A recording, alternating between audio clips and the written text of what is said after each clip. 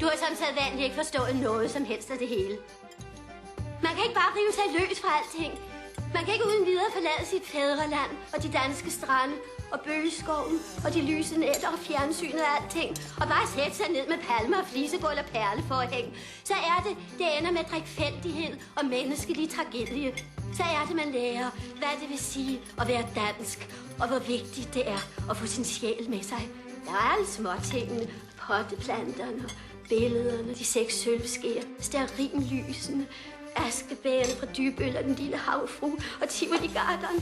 Alle de små nære ting, som binder og giver livet mening, og som gør, at man ikke føler sig så ensom og forladt ude i det fremmede.